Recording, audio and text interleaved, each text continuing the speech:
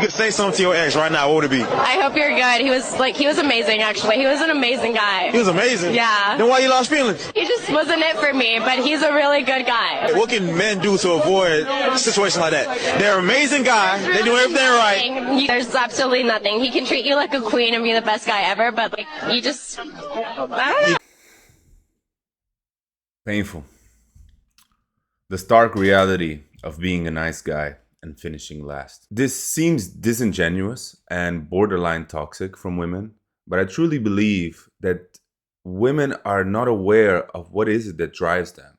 And there is such a strong educational narrative in school, in society, that tries to put women in a certain box.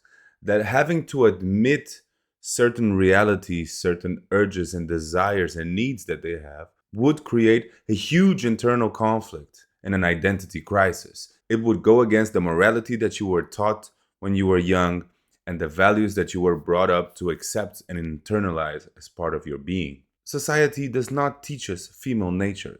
It also does a poor job at teaching male nature, but male nature is just less complex and more obvious to the naked eye.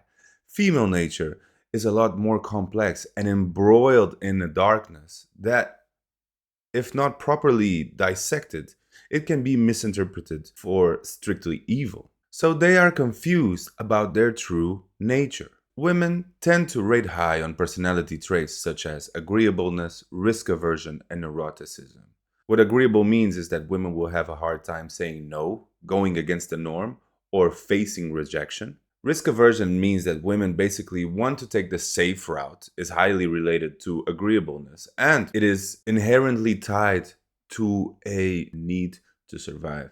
This is also a partial explanation for why women tend to live longer than men, because they have less risky behaviors. They take better care of their health. They tend to visit the doctor more frequently. They follow doctor's orders. They put their lives in risk less often. And in general, this leads to a longer and healthier life. And lastly, they score high in neuroticism, meaning that in comparison to men, they will tend to have higher levels of stress or cortisol in their body. They will be more aware, more alert. They have less deep sleep. They wake up more easily. And in general, they deal with more frequent mental instability than men. So this paints a scenario where women are living in a state of constant fear relative to the male experience. And the role of the male in a woman's life is to provide her the comfort and the security for her to explore beyond her fears, for her to spread her wings. There is this painting of Botticelli that is called The Birth of Venus. This beautiful painting. And the painting depicts Venus, the Roman goddess of love, also known as Artemis, the Greek goddess of love, who also represents the divine feminine, the sacred female. Venus in the painting is rising from a shell that serves as a protective. The shell represents the masculine, kind of similar to how in biblical stories Eve is created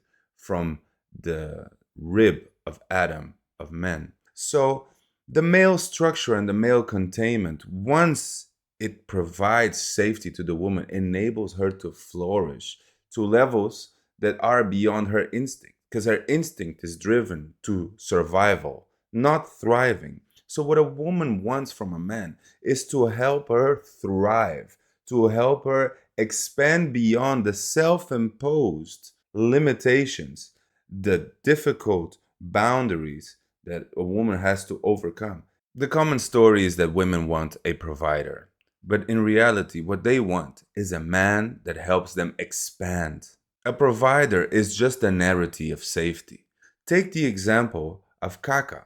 Kaka is one of the greatest footballers of history, top Brazilian midfielder who won Champions Leagues and won the best player of the world. His play was phenomenal. His net worth is estimated at $90 million. So he's a multi-millionaire. And he had a wife for 14 years. He's a devout Christian. With his wife, he had 2 children. And for 14 years, they were together, happily married. His wife asked for a divorce. And many years later, I think it was 10 years later, she was interviewed and it caused a commotion online because she said that he was too nice. He was too perfect for her. And that caused her to feel unfulfilled and unhappy. Now imagine having a multi-millionaire who is a football champion. He's a hero to so many men, to so many children, to so many of her national compatriots, but at the same time not feeling fulfilled by him. Why is it that him being a nice guy, and truly everybody characterized him as a nice guy, the way he played, his interactions with the world, his posture, his presence, screamed everything of the nice guy image. So it kind of makes sense what she's saying. But why is it, even though he was a provider, he was not fulfilling her true needs, which was the need to expand, the need to be ravaged, the need to explore the dark side that women have, that is so many times self-repressed or repressed by society, by this counter need to be perfect, to be nice, to be sweet, to not go against the norm, to be agreeable, and to be risk averse. What she needs, just like Venus, is the security to feel safe so that she can come out of her shell, the containment that man provides, which I believe Kaka also did, but at the same time, she needs the encouragement. She needs the extra push. She needs to see her man and think he is respected in the streets. She needs to see her man and think his kindness is pure. His kindness is not coming from a fear of rejection. He's not a nice guy because he wants to please everyone and be a people pleaser. No, his kindness is deep, is coming from a place of love.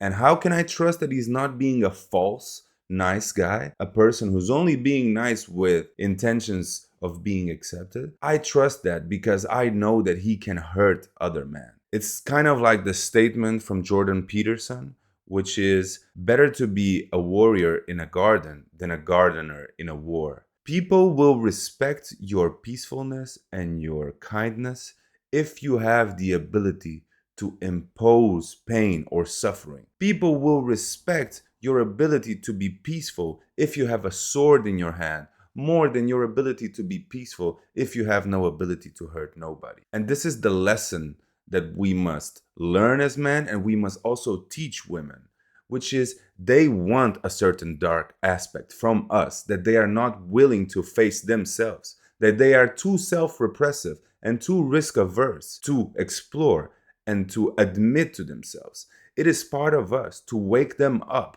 from their hypocrisy, their delusion, and to make them feel comfortable with everything that they have, the good and the bad. In a football field, we're there to give them a slide tackle and make them feel what is pain. In the bed, we're there to be bad boys, to show them how far they can take it, how far they can go. We're there to push their limits. Or in an adventure, we're there to show them how tall they can climb a mountain, or how high they can deep dive into bungee jumping or something like that. We're there to help them come out of their shell, just like Botticelli drew Venus. I'll see you in the next video. I hope you liked this one. This one was on a bit more on the chill and compassionate side. Like, comment, subscribe. Take care.